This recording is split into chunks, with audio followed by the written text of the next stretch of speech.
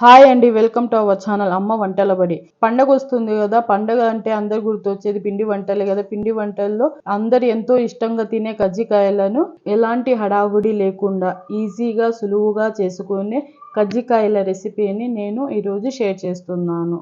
ముందుగా ఒక బౌల్ తీసుకొని అందులో 2 కప్పుల మైదాని వేసి, మీకు కావాలంటే 1 కప్పు గోధుమ పిండి 1 కప్పు మైదా పిండి వేసుకోవచ్చు. కానీ మైదాతో వేస్తే దాని పొర మంచిగా పర్ఫెక్ట్ గా వచ్చింది. ఇందులో కొద్దిగా ఒక చిటికెడంతా ఉప్పు వేసి, కరిగించిన నెయ్యి 2 స్పూన్లు వేసి దీన్ని ఒకసారి బాగా కలుపుకుందాం. పిండిని ఇలా చేస్తూ నెయ్యి మొత్తం ఈ పిండిలో కలిసిపోయేలాగా కలుపుకోవాలి. ఇలా ఉండలా కట్టి ఉండలాగా రావాలి. రాకపోతే ఇంకో స్పూన్ నెయ్యి వేసుకోవచ్చు. చూసారా, మొత్తం మీద దీంట్లో 3.5 స్పూన్ల నెయ్యి పట్టింది. ఇలా ఉండలాగా రావాలి. ఇలా వస్తే మన పిండి పర్ఫెక్ట్ గా అయినట్టు. ఇప్పుడు దీంట్లో కొద్దిగా వాటర్ వేసుకుంటూ దీన్ని ముద్దలా కలుపుకోవాలి. మరీ సాఫ్ట్గా కాదు, మరీ గట్టిగా కాదు, సెమీ సాఫ్ట్గా ఈ పిండిని కలుపుకోవాలి. చూసారా, పిండిని ఇలా సెమీ సాఫ్ట్గా కలిపెట్టుకోవాలి. దీన్ని మూత పెట్టి ఒక 10 నిమిషాలు పక్కన పెట్టేద్దాం. స్టవ్ వెలిగించి ఒక ప్యాన్ పెట్టుకొని అందులో 3/4 కప్ పల్లీలు వేసుకుందాం. ఈ పల్లీలను మీడియం ఫ్లేమ్లో పెట్టుకొని ఈ పైన ఉన్న పొట్టు ఊడిపోయే వరకు ఫ్రై చేసుకోవాలి. మరి పుల్ మీద పెట్టేస్తే ఇవి తొందరగా మాడిపోతాయి, లోపల పచ్చిగా ఉంటాయి. అందుకని మీడియం ఫ్లేమ్లో పెట్టుకుని వీటిని బాగా దోరగా ఫ్రై చేసుకోవాలి. మొదటిసారిగా ఈ వీడియో చూస్తున్నట్టయితే మా ఛానల్ని సబ్స్క్రైబ్ చేయండి. మన పల్లీలు ఫ్రై అయిపోయాయి కదా, వీటిని ఒక ప్లేట్లో తీసుకుందాం. ఇప్పుడు ఇదే ప్యాన్ మళ్ళీ పెట్టుకొని ఇందులో కొంచెం తక్కువ 3/4 కప్ నువ్వులు వేస్తున్నాను. ఈ నువ్వులు కూడా బాగా చిటపటలాడి బాగా ఫ్రై అయ్యే వరకు వీటిని కూడా ఒకసారి వేయించుకోవాలి.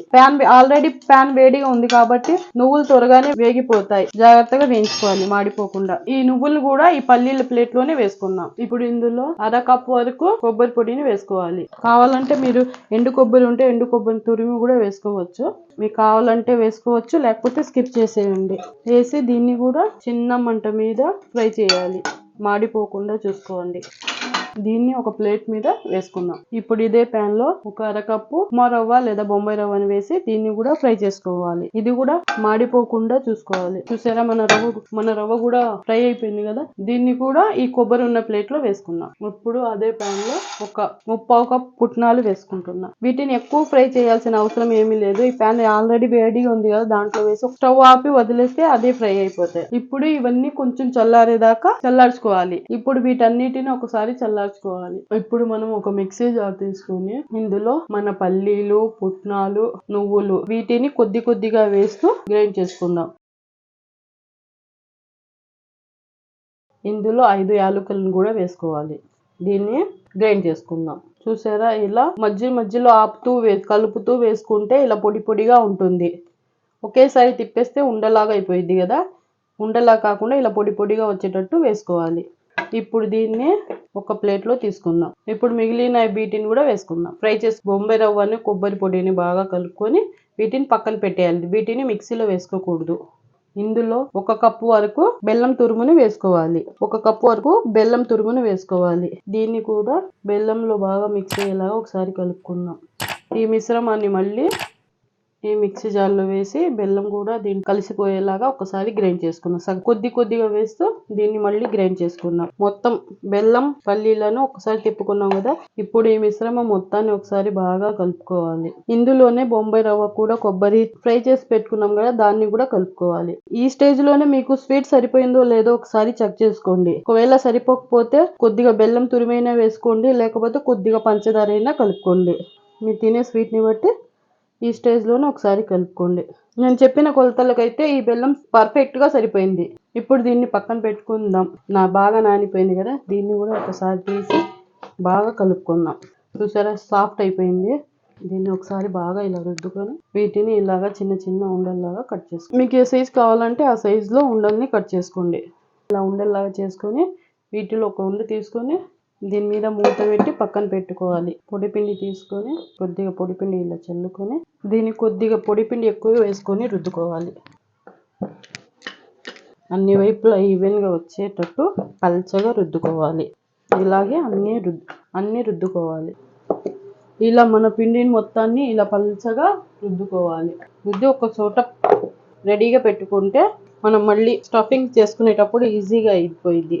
ఇవి చేయటానికి పిండి కొంచెం ఎక్కువే పట్టిద్ది. మీరు నిదానంగా కింద కూర్చొని మరి ఈ ఇలా రుద్దుకొని అప్పడాల్లాగా రుద్దుకొని స్టఫింగ్ చేసుకొని ఒకేసారి పొయ్యి కాడ వచ్చి ఈజీగా చేసుకోవచ్చు. టెన్షన్ పడాల్సిన ఏం లేకుండా.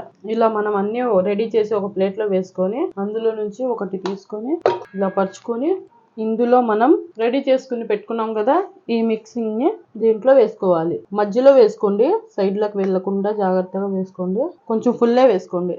దీన్ని మొత్తాన్ని కొంచెం లోపలికి ఇలా సర్దుకొని కొంచెం వాటర్ తీసుకొని అంచులను బాగా తడుపుకోవాలి. ఇప్పుడు దీన్ని జాగ్రత్తగా తీసుకొచ్చి ఈ అంచు ఆ అంచుని 2 అంచులను కలుపుకోవాలి. కొంచెం ప్రెస్ చేయండి లోపలిది బయటికి రాకుండా. ఇప్పుడు దీన్ని మనం ఒక పోకులు తీసుకొని ఇలాగా డిజైన్ లాగా ఇలా ఒత్తుకుందాం.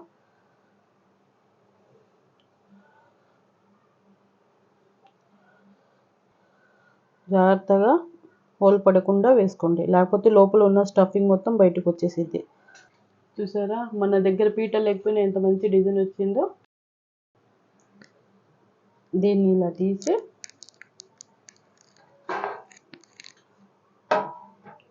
ఒక ప్లేట్లో ఇలా సర్దుకోండి. మీ దగ్గర కజ్జికాయ చేసి పీట లేకపోతే ఒక దాన్ని ఇలా తీసుకొని ఇలాంటి ఒక బాక్స్ మూత తీసుకోండి. ఎందుకంటే అన్ని ఒకే లెవెల్లో ఒకే సైజులో రావాలంటే ఇలాంటి ఒక బాక్స్ తీసుకొని దీని మీద పెట్టి ఇలా ప్రెస్ చేసి తీసేస్తే అన్నీ ఒకే సైజులో వచ్చేస్తాయి. చూసారా, ఇది మిగిలిన దాన్ని వేరే పిండిలో కలుపుకోవచ్చు. దీంట్లో స్టఫింగ్ కొంచెం ఎక్కువే వేసుకోండి, అప్పుడే బాగుంటాయి.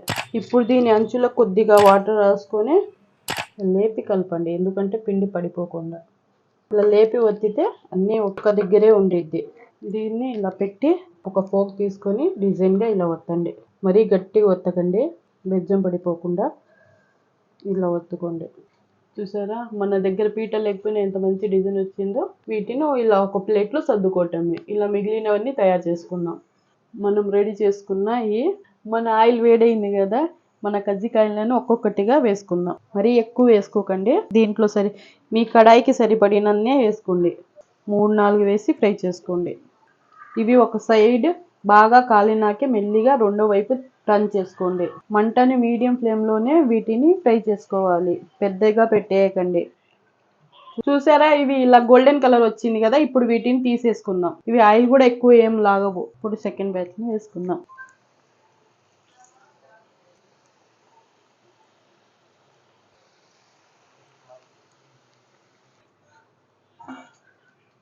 చూసారా మన ఎమ్మి కజ్జికాయలు రెడీ. ఎంత బాగా వచ్చాయో, ఎంత పెద్దగా వచ్చాయో. కజ్జికాయ పీట లేకపోయినా మనం చేత్తోనే ఈజీగా సులువుగా చేసుకునే కజ్జికాయలు రెడీ. చూసారా ఎంత పెద్దగా ఉన్నాయో, ఎంత క్రిస్పీగా ఉందో. ఇంకెందుకు ఆలస్యం, మీరు ట్రై చేయండి.